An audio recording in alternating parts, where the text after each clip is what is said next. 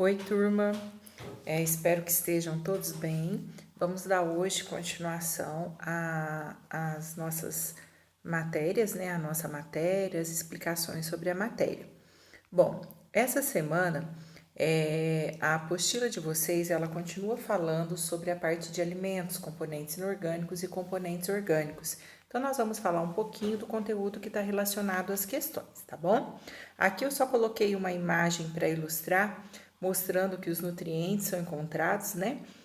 Nos alimentos, na carne, na fruta, na verdura, no leite, no ovo, né? Então, as massas em geral, então nós temos vários tipos de nutrientes e esses nutrientes vão entrar na constituição das nossas células. Depois, toda célula ela é composta por substâncias químicas que são divididas em componentes orgânicos e inorgânicos. Então, toda célula tem os dois tipos de componentes que nós já falamos. Os orgânicos, que são os carboidratos, mesma coisa que açúcares, lipídios, que são os óleos e as gorduras, as proteínas, que estão presentes, por exemplo, na carne, as vitaminas, que aí nós temos vários tipos, né? A, B, complexo B, vitamina C, D, E, K, então são várias, cada uma com uma função no nosso organismo. E os componentes inorgânicos, aonde entra a água, que nós já falamos um pouco, e os sais minerais, por exemplo, o iodo, o cálcio, são exemplos de sais minerais muito importantes para o funcionamento do nosso corpo. Depois, nós temos aqui a composição química, só está mostrando uma foto com os componentes orgânicos e inorgânicos. Na primeira imagem, nós temos os carboidratos. Carboidratos são os açúcares que vão fornecer energia para o nosso corpo. Quando eu falo assim, o macarrão, o pão, tem carboidrato, tem o amido, o arroz é rico em amido. Nossa, mas não é doce. Realmente não vai ser doce. Porque quando eu falo carboidrato, a gente pensa só no açúcar, o doce. Não, tem carboidrato com alto grau de doçura, como é o caso da glicose, né? A sacarose, que é o açúcar da cana. E tem os carboidratos com baixo grau de doçura, como é o caso do amido. O arroz, ele não é doce, né? Então, existem, vamos dizer, aqui existe grau de doçura diferente, tá bom? Os lipídios, que são os óleos, as gorduras, vai entrar também no lipídio o colesterol, tem o bom, o mau colesterol. As proteínas, né, que são encontradas principalmente na carne, leite, o ovo tem proteína também, os derivados do leite, claro. As vitaminas, que são muito encontradas em verduras e frutas, ovo também tem vários tipos de vitamina. Os ácidos nucleicos, que são os materiais genéticos, o DNA e o RNA, e os componentes inorgânicos, a água, os sais diversos, sais minerais, né? Como é o exemplo do cálcio, que é importante para a formação dos ossos, para dar rigidez aos ossos. Depois, aqui tem uma tabela falando um pouco sobre as vitaminas, porque vai ter uma questão que vai falar sobre a vitamina. A vitamina A, aqui tem as fontes, a primeira coluna vai falar das fontes. A carência, né? Carência da vitamina na segunda coluna. Carência eu chamo de avitaminose. A vem de não, vitaminose e vitamina. Então, é a falta de vitamina no organismo. Isso vai provocar o quê? Se a pessoa tiver ausência dessa vitamina e a função de cada vitamina no organismo. O que costuma aparecer muito é sobre as avitaminoses, o que a falta dessa vitamina pode provocar no organismo. A falta da vitamina A, problemas de visão, a gente fala cegueira noturna, não quer dizer que enxerga de dia e à noite não enxerga nada, mas tem dificuldade para enxergar à noite, por exemplo, quando está dirigindo, está na estrada, tem mais dificuldade para enxergar à noite. Um ressecamento da córnea, porque o olho, a gente pisca, ele fica molhadinho, então vai ter um ressecamento, fica arranhando o olho da pessoa. Uma outra coisa que é importante também da vitamina A pele ela fica meio escamosa, umas bolinhas que dá às vezes na perna, nos braços, né? Mais comum, a pele fica mais ressecada. A vitamina B1, a falta dela provoca o beriberi. Beriberi, a pessoa começa a ter uma atrofia dos músculos e vai perdendo os movimentos, vai paralisando os membros da pessoa. Essa é a principal característica. ela vai perdendo esses movimentos aos poucos, vai formando manchas de sangue, manchas avermelhadas nos membros, né? Pode levar também a pessoa à morte aqui. A vitamina B2, a falta dela vai provocar inflamação na língua, a pessoa perde o paladar, como ela não consegue comer direito, como consequência ela acaba tendo uma anemia. Além dessa inflamação, a língua fica bem inchada, ela vai ter também, eu coloquei, tabelinha tá seborreia, excesso de gordura, de sebo na pele, vai ficar tudo, é como se tivesse com a pele cheia de espinha, né? Mas uma grosseira bem grande na pele, que é o excesso de sebo. A vitamina B3, a deficiência dela costuma dar dor de cabeça, dermatite, que é uma inflamação que acontece na pele da pessoa, pode afetar o sistema nervoso da pessoa também. A B5, a pessoa vai ter cãibra, um cansaço muito grande, parece que a musculatura fica fraca, sabe? Então, por isso, cãibras musculares, fadiga é um cansaço grande, em consequência do cansaço, muita sonolência. A B6 também é seborreia, né? Aqui nós temos o excesso de gordura na pele, anemia que a pessoa pode ter, pode atrasar o crescimento da pessoa também. A B9 é uma anemia megaloblástica, uma má formação que acontece lá na hemácia da pessoa, e doenças no rim, no tubo renal, né? No rim da pessoa. Doenças no tubo neural da pessoa, no sistema nervoso. Pode também afetar o funcionamento de alguns órgãos do corpo, tá bom? A B9, essa é a B9. A B12 vai ser anemia perniciosa, que é a presença de hemácias, que são os glóbulos vermelhos do sangue, imaturos. Então, a hemácia, ela forma, depois ela termina o seu desenvolvimento, e a função da hemácia, que é o glóbulo vermelho do sangue, é o transporte do oxigênio e do gás carbônico. Só que nesse caso, a hemácia, ela fica imatura, ela não se desenvolve corretamente. Então, ela vai não vai conseguir fazer o transporte do oxigênio e do gás carbônico corretamente. Como consequência, vai gerar uma anemia na pessoa. Então, é a presença de hemácias, glóbulos vermelhos imaturos no sangue. A B12. A vitamina C é o escorbuto, que é quando a deficiência provoca escorbuto, caem os dentes, apodrece aqui essa região da gengiva, a mucosa da pessoa, depois vão aparecendo feridas pelo corpo da pessoa também. A D, a deficiência vai causar osteoporose, porque aí o osso não vai assimilar o cálcio, não fixando o cálcio, o osso fica fraco, favorece a fratura. E o raquitismo, se a criança tiver deficiência de vitamina D, vai prejudicar o crescimento dessa criança. A vitamina E está relacionada com dificuldades visuais, mas eles fizeram alguns problemas, ia falar renal de novo, neurológicos, né? E eles fizeram experimentos com camundongos, com ratos, e eles viram que os ratos que receberam uma alimentação com falta de vitamina E, eles ficaram estéreis. Então, poderia estar relacionado à esterilidade em machos também, tá? A vitamina K está relacionado com além dos problemas intestinais que está aí, mas o principal com a parte da coagulação do sangue. Se tem deficiência de vitamina K, a pessoa tem dificuldades para coagular o sangue. Então, ela tem mais facilidade a desenvolver hemorragias. Depois, tem uma outra questão que vai falar sobre o bócio. Bócio endêmico, é esse papo que algumas pessoas têm. Esse papo não é, hoje em dia, tão comum como era antigamente, né? Porque hoje em dia as pessoas comem sal e o sal de cozinha vem lá assim escrito no saquinho, qualquer marca, sal iodado. Existe uma lei que obriga a colocar iodo no sal de cozinha, porque o iodo, a falta do iodo antigamente, que não era acrescentado no sal, então as pessoas não ingeriam iodo direito. Então a falta de iodo superestimulava a glândula tireoide, e aqui a gente tem a glândula tireoide. Quando essa glândula tireoide, no primeiro desenho, é uma tireoide normal. O bócio, essa tireoide fica super estimulada pela falta do iodo, né? Ela vai ficando super estimulada e ela cresce, formando então esse papo na pessoa. Então é um aumento, o bócio nada mais é do que um aumento da glândula tireoide que está sendo estimulada por deficiência de iodo. Hoje em dia, como eu disse, no sal de cozinha já tem o iodo, existe uma lei, tudo certinho, então as pessoas já ingerem a quantidade necessária.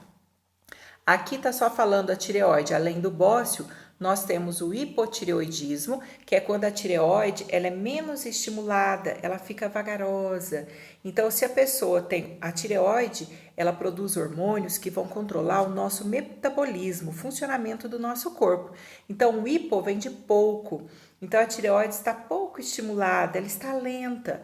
Então, as características eu coloquei algumas, ó, ela fica menorzinha: cabelo seco, irritabilidade, cansaço, pele seca e áspera, sonolência, muita sonolência, né? A pessoa tem uma tendência a ganhar peso, porque ela faz menos atividade, pelo cansaço, tudo, ela geralmente ganha peso. No hipertireoidismo, a tireoide já vai ficar aumentada. Olha o desenho aí embaixo, ó, tireoide aumentada. Hiper vem de muito, ela fica super estimulada. Então, vai ter perda de peso, os ossos salientes, olhos salientes, é tipo olho esbugalhado, sabe? Parece que o olho tá saltando para fora. Suor excessivo, o pescoço pode ficar inchado, pode ter a formação do bócio, ou não, tá? Apareceu 2 vezes pescoço inchado aí, mas o pescoço pode ficar inchado ou não, tá bom? Pessoa muito agitada, geralmente a pessoa é bem magra. Ela é magra porque, como está produzindo muito hormônio, metabolismo muito acelerado, então a pessoa tem a tendência de perder peso. Uma outra doença que vai falar em uma questão é sobre a aterosclerose.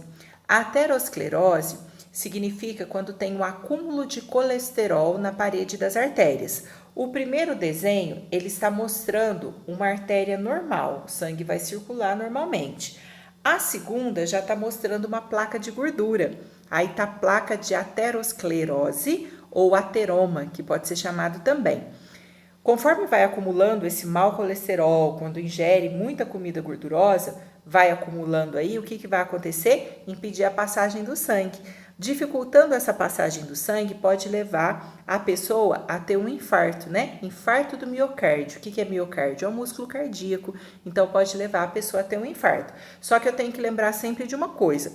O colesterol tem o mau colesterol, mas a gente precisa do colesterol, tem o bom colesterol, o HDL, que é o colesterol que vai entrar na formação da membrana plasmática das nossas células, membrana plasmática das células animais, e esse colesterol, o bom colesterol, também vai ajudar na formação dos hormônios sexuais masculinos, né? E os hormônios sexuais femininos, masculino e feminino, testosterona e estrógenos ou progesterona feminino. Aqui está falando um pouquinho do coronavírus. Coronavírus, todo mundo está cansado de ouvir falar, né, sobre o coronavírus, é um vírus novo, ainda tem muito que se estudar sobre ele, cada hora sai uma notícia nova, não se sabe tudo que é verdade, algumas coisas que eles falam depois voltam atrás, então a gente não sabe. O que nós sabemos é que o vírus, ele é formado por uma cápsula de proteína e dentro fica o material genético. Então, nesse caso, olha, o vírus, ele, além da cápsula de proteína, ele pode ter a cápsula lipoproteica. O que é lipoproteica? É uma cápsula formada de lipídio e proteína.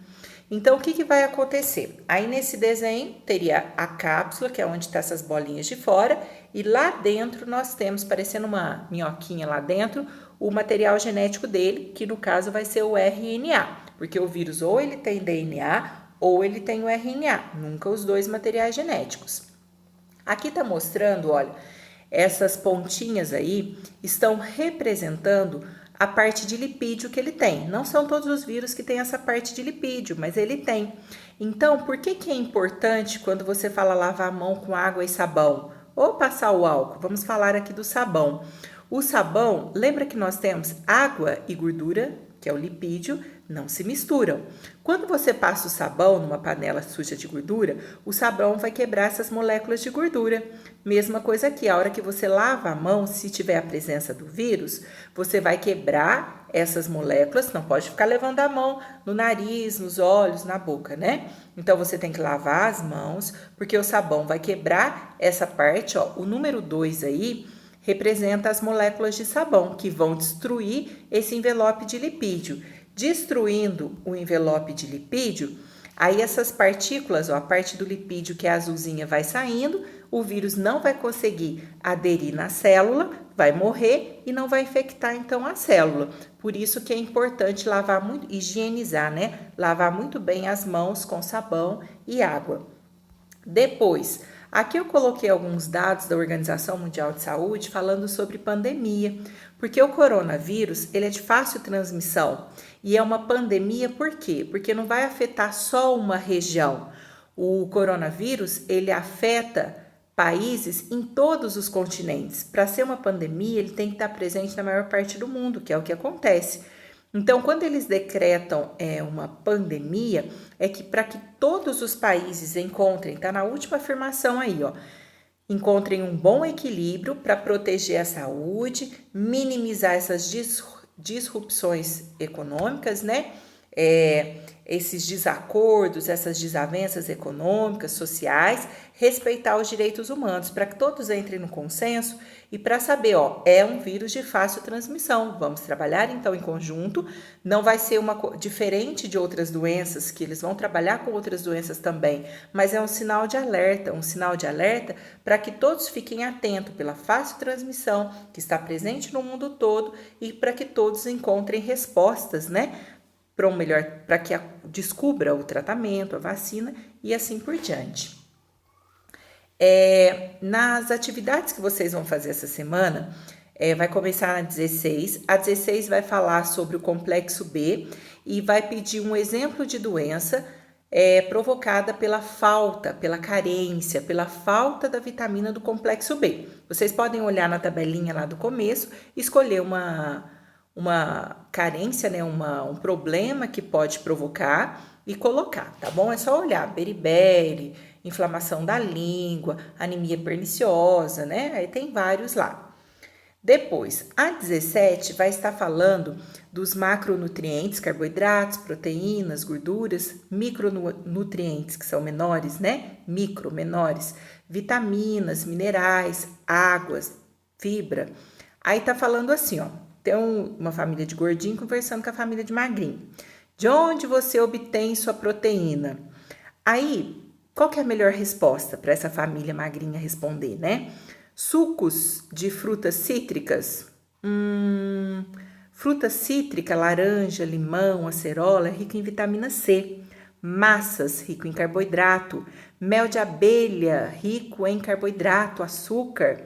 Leite, tem a proteína do leite, tem a lactose, que é o açúcar do leite, mas o leite e derivados do leite, muito rico em proteínas. Aí vocês vão assinalar.